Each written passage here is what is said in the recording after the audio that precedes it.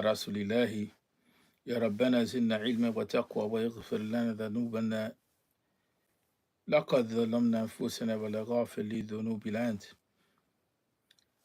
So we want to focus on these 7 points of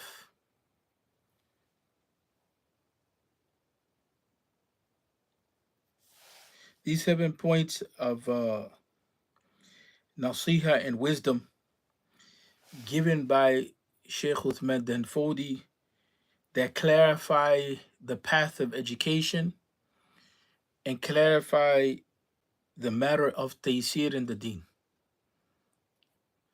And so the firstly the point that he confronts is matters of iman in terms of how to teach Aqida. And he's coming in this case from an Ashari angle. And he's correcting the excesses in ilm al-kalam and how it's presented, and how ilm al-kalam is presented to the masses and to the people. Secondly, he takes a direction, the opposite of issues in Aqida education, and he starts to deal with matters in fiqh. Today I want to focus on the issues that he brings up with regard to Aqida. So he starts off by sending praise to Allah Tabaraka wa Ta'ala, salutations on the messenger and his family, and then he continues, as well as the companions. And then he continues and he says that the text is translated as reassuring the community by clarifying the matter of ease in the religion. I say in successes from Allah, realize that all who understand the 7 issues that we will discuss in this booklet will come to realize that the religion of Allah Tabaraka wa Ta'ala is easy. As a result, his heart will be saved from constriction, at-tadayyuq, and what Allah Tabaraka wa Ta'ala has made expansive or wide, or what Allah has facilitated for his servants. So the first issue is this. And this is very important for those that are in leadership and for those that are doing da'wah to understand. So he poses the question, if you were to ask, what is belief? What is iman? What's sufficient of it so that you're considered to be a Muslim in this world? And he responds to that question. He says, the answer is, by way of ijma' or consensus of the ulama of Ahl Sunnah, may Allah be pleased with them, regarding the matter of iman, which is sufficient so that a person is considered to be a Muslim in this world, is their acknowledgement, al-iqrar, of the shahadatain only. The shahadatain is sufficient in that regard. Whoever verbally pronounces the shahadatain has secured for himself the judgment of Islam in the religion, or being considered as a Muslim, as long as disbelief does not appear from that person in words or deeds. And of those things is words which deny what is known from the teachings of the Messenger, alayhi salatu wasalam, or deeds such as making prostration to an idol, so on and so forth. Then he goes into quoting some of the ulama of ilm al-kalam. He's quoting Imam al-Laqani. And he quotes from Jawharat al-Tawheed. That portion is quoted from Jawharat al-Tawheed. And to be honest with you, this is a universal point across the different groups, whether they're from the people of Athar or the people of Ilm al-Kalam. He moves on to quote from his Sanusi, who mentioned in his commentary of Al-Wusta, which is an intermediate level book in Ilm al-Kalam. And he says that it is not permissible for us to have an evil opinion, su'adhan, regarding the beliefs of anyone, whether he be a common person or otherwise, except if there appears openly on the tongue of that person, right, an issue that indicates that he conceals in his heart something that's corrupted, like in either a point of belief, of corruption. And then it becomes obligatory to be kind and tolerant in instructing that person in the meetings, which guide to what is possible, to guide to what is possible. That's an important point because the lesson there is if you're dealing with someone who appears to have issues in Aqida, how do you address that person? That's the first issue that he brings up. What's the most minimal that people should know or have to know?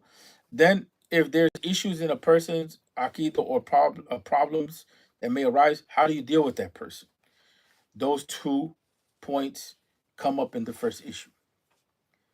So, Sheikh al Islam is teaching us uh, here, Uthman Den Fodio, focus on the basics of the Shahadatain and then deal with people, educate people with good character, with ease.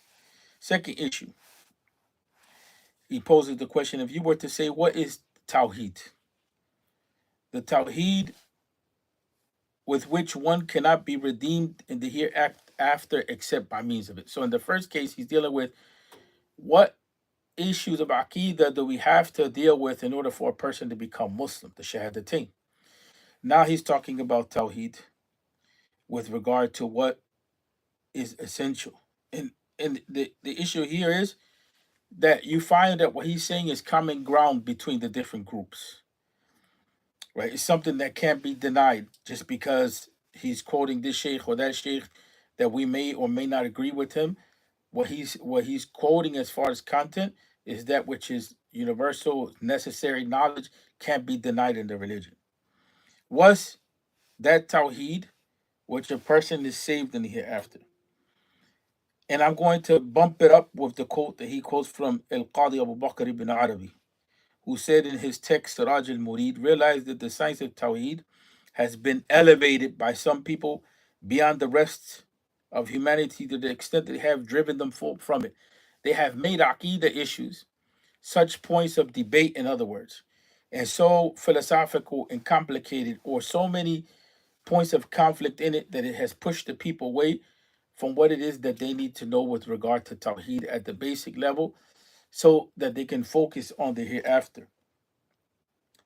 Then he says, however, this is called Al Qadi Abu Bakr al Maliki. However, there is nothing greater than the science of Tawheed in its rank, and there's nothing near in terms of ease.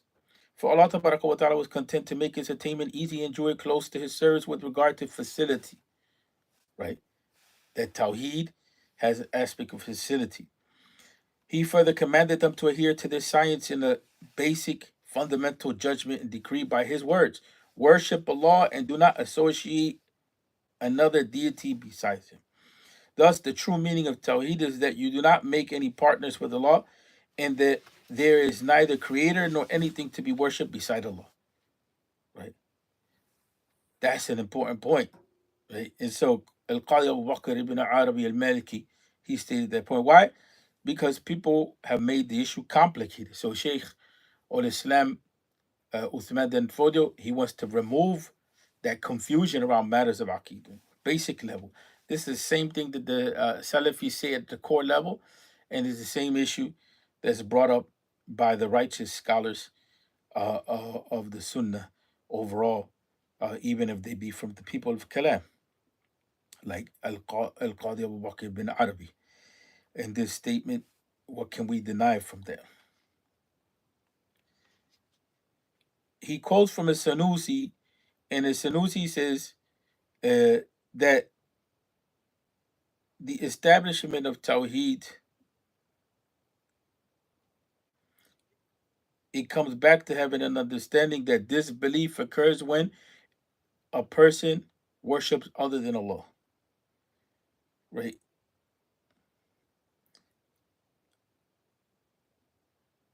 So if a person believes that others or even acts in such a way that they're giving worship to other than Allah, that has to be addressed. Right? That has to be addressed. That's a problem issue. It's a violation of Tawheed. And so that's why he followed up with the quote of Al Qadi Abu Bakr bin Arabi. Thirdly, he said he poses the question, what is Iman which entitles the servant to Jannah? And he's quoting Muhammad bin Yusuf al-Sanusi in this, in his commentary on Murshid al-Mu'in, about what's the foundation of the deen, usul al-din, what's a prerequisite of Iman that entitles a person to enter Jannah. He said to know the meaning of La ilaha illallah wa Muhammad Rasulullah. So then the question came up in the detailed way as is discussed in Aqida al-Sughra, which is a book of Ilm al-Kam, or not. He answered, this is not a prerequisite, right? He claims that that's a perfection of a person's faith on the having rational proofs, in other words. But it's not a prerequisite in the soundness of knowledge of the meanings concerning the comprehensions of the particulars of this science. He then said, there is no doubt that the majority of believers, the common among them and the elite, are aware of that, right? So that's something that's very important to understand.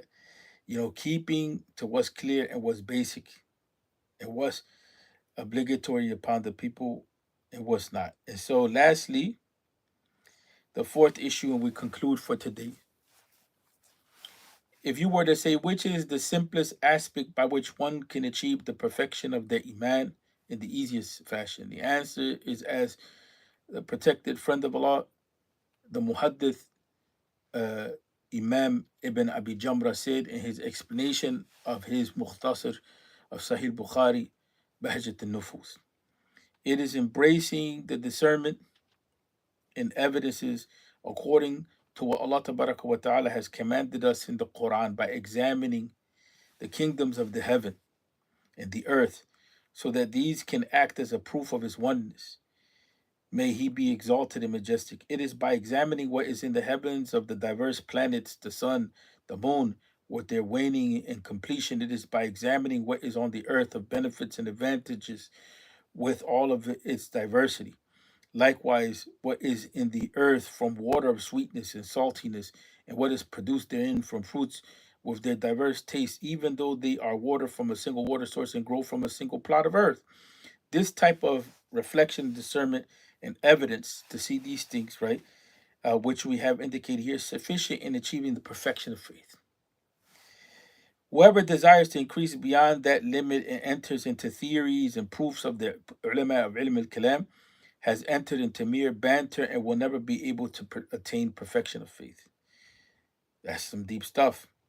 Sheikh al-Sanusi said in Nur al-Sa'ada in his commentary of al-Barahin, no, the theories of the scholars of ilm al-kalam is not a prerequisite for sound faith.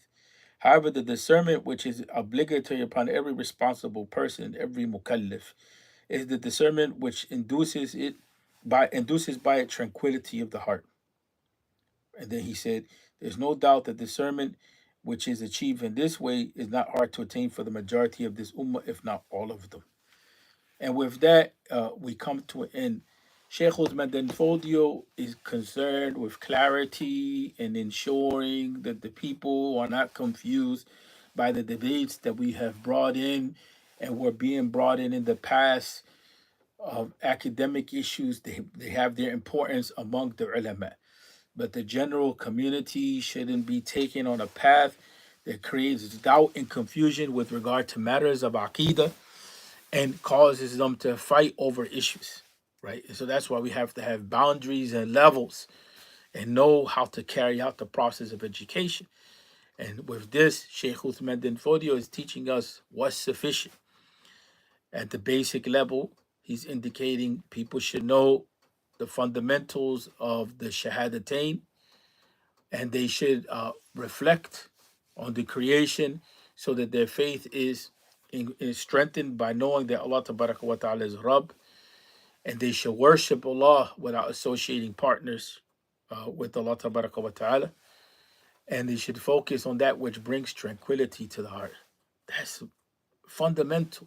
Those are lessons that those of us who are involved in education, we have to look at them and we have to see how it is that we can aid the people in that regard, to be focused on that. How can we universalize those teachings? So with that, we come to an end, people. Assalamu alaikum wa rahmatullahi wa barakatuh wa nastaghfirullah wa natubu ilayh.